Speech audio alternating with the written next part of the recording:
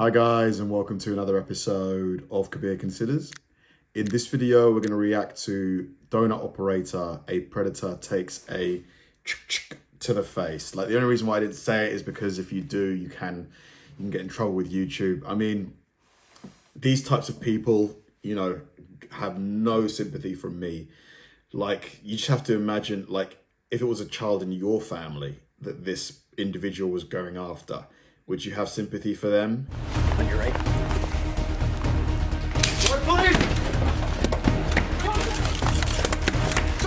Hi everyone, Donut here. Today we're going to be looking at some shootings. Oh my god, on this channel, shootings? What the f?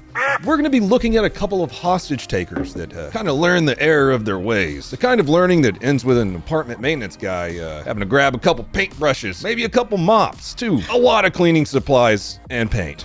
Painting the walls. These guys really shouldn't have tested police officers with their hostage-taking skills. Some cops freak out over acorns, but then there are some cops who train a lot and are really good at shooting. That's what you're about to see. But before we go into I think he's referencing the cop who, there was an acorn that fell on his car and he thought he was being shot at and he just started blasting. Like, that was crazy. shooting, let's do our sponsor, Raycon earbuds. Raycons offer amazing quality at half the price of other premium audio brands. You can't exactly argue with their tens of thousands of February 13th, 2020, 7:30 p.m. 911 dispatchers receive a call from a teenage girl saying her stepdad is trying to kill her mother. That is a very, very spicy domestic violence call to go to. Okay,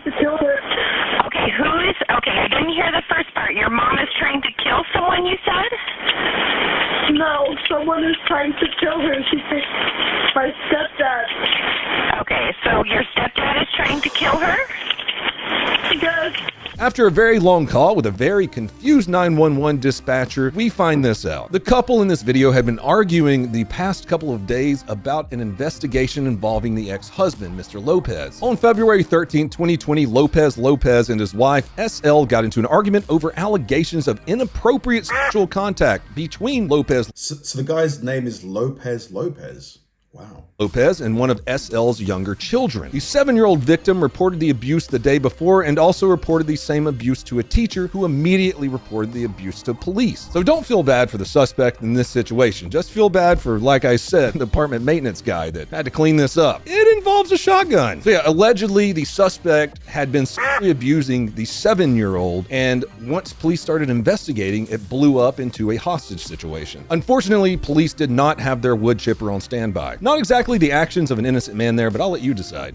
Guilty. This is a spicy call. How many domestic violence situations have we talked about on this channel? Probably like 300 or 400 at this point. Those are some of the most dangerous calls to respond to. Emotions high, firearms are involved, we got a hostage. I don't know if you guys knew this either, but dudes in prison really don't like people who hurt children. So this guy really does not want to be sent to prison. Dispatch is able to find the location of where this is happening through a cell. So yeah, he doesn't want to go to prison, so high chance that he's going to try and, go out guns blazing, if you know what I mean. Ping. This ping led them to an apartment that the couple shared before the argument started. These guys sound like me always listening for pings. The pings are my Chinese neighbors. Nice people, nice folks. Officers arrive to the apartment at around 8 p.m. and they find Lopez's truck out front. After the location is confirmed, the officers are outside of the apartment and they hear an argument going on inside. There are no signs of violence until this happens. I've actually been in a situation like that before. I showed up to an apartment for a DV call. I'm standing outside of the apartment. I hear people arguing inside. It was a deaf couple. For their doorbell, it doesn't ring, of course. When you hit the doorbell, the lights flash on and off inside of the location. So I start slamming the doorbell and I hear someone screaming, "Help! Help!" Had a female police officer with me who forgot her flashlight. I work night shift. I kick the door in. I go in. Dude's on top of her, choking her. Did a little fisticuffs and ended up helping her. Probably one of my proudest moments as a police officer. Sorry, I'm going to kind of toot my horn on that one. It was cool. Back to our very messy spaghetti on the ceiling shooting, or as you might call. Man, the things you would see as a police officer, like, just all kinds of messed up situations, honestly. It must take a toll psychologically. Like, if any, like, police officers that are currently working as an officer or retired officers are watching this, like, let me know, what was it like? What were some of the craziest things you dealt with? If you feel like sharing, did it take a toll mentally? Do you guys get like regular like, you know, psychiatry sort of things, like, because yeah, I think it'd be definitely a good idea. Ceiling pizza. Brandon just bought Kurt Cobain's shotgun. Not the exact one, but the same model. Let's see what happens there. Now we're going back to the original shooting, sorry. To explain what happened in the clips we just watched, the police report reads this. The wife heard something at the door and opened it to see what was out there. Upon seeing the police, Mr. Lopez slams the door shut and retreats into the kitchen. This is where it gets gnarly. Following this, SL stated that she had heard something by their front door and looked into the peephole. She said that this was blocked, and when she opened the door to investigate, she saw officers with their guns. According to SL, if you haven't caught on, is the victim in this situation. Lopez was in front of her and pushed her back into the apartment before closing the door. Officers then came into the apartment. Pay attention because this happens kind of quick.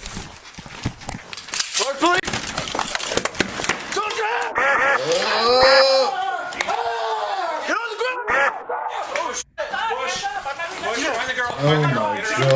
Right here, I didn't have nothing. Let's go. Shots fired, one down. Get her out, get her out, get her out. Lord, please! Jesus. Man, that happened so quick. Push. Find the girl, get her out. Sparks, please, come out!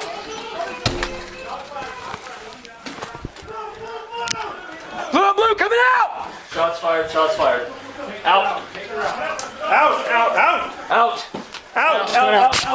Everybody out. The lead officer enters the apartment with two officers behind him and sees Mr. Lopez pull a gun out of his leather bag. At that moment, the first officer in takes 2 shots with his rifle, hitting Mr. Lopez. The suspect then takes cover behind the counter. So it's already pretty spicy, and now we have, I wouldn't say a barricaded suspect, it's a hostage situation. He's taking cover behind the apartment counter, while the female is standing directly next to him. So in a normal gunfight, I would say shoot through the counter and hit the fucking guy. He tries to take cover, but he takes one more shot from an officer using his service pistol. At this point, I was thinking, it's already over. He got shot 3 fucking times. But then I saw the bye-bye stick pointing over the counter. Yeah, I don't think these cops were playing around with Lopez. I obviously can't really show you what happens next. I can tell you what I was thinking, though, because I think this officer kind of says it best. Perfectly put. This officer brought in his breaching shotgun, and god damn it, he was gonna use it. And that he did. There's really not much more to what happened after this. But after the Reno Police Department brings in their face removal service, the woman was escorted. Wow, is it normal protocol to use that firearm in that situation? I mean, I don't know. Maybe it is, but whew. Yeah, because I don't know, because they usually use pistols for that kind of thing. Safely out of the apartment with maybe, some PTSD. It's safe to say that Mr. Lopez did not, he didn't make it because, his head fell off. But at this point, it's ruled absolutely justified. I'm inclined to agree with them on this one. The guy pulled a gun on the officers after they had clearly announced themselves, pushed her back into the apartment, ran in, tried to take her hostage. Yeah. This is probably one of the most 100% justified shootings I've ever done on this channel. And the statement given by the hostage afterwards about her life being in danger. Detectives noted that immediately after the shooting, SL was taken to a patrol car for safekeeping. While there, SPD officer Jennifer Bader reported that SL stated, "If you guys came a couple minutes later, I would have been dead." Similar statements were heard by the SPD officer Rachel, oh god, this name is hard to pronounce, including SL repeatedly stating that she thought Lopez was going to kill her. Additionally, an examination of SL's phone showed that she sent a message shortly after the incident to an uninvolved contact that read, "I'm going to the hospital. My evil husband was trying to kill me. He got shot by the police." No shit. But let me know what you guys think in the comments. Do you think this shooting was justified? That's the silliest question I've ever asked. Or, was he no longer a threat after taking 3 shots? As shootings do go, though, you keep shooting until the threat is down. We've seen many shootings where people get shot 10, 20, 30 times, but they're still moving, they still have a gun in their hand. The threat needs to be down. You shoot to kill. And on that note, we're going to end the video. Please check out the Man, yeah, I mean, obviously initially I was thinking, did you need to use the shotgun?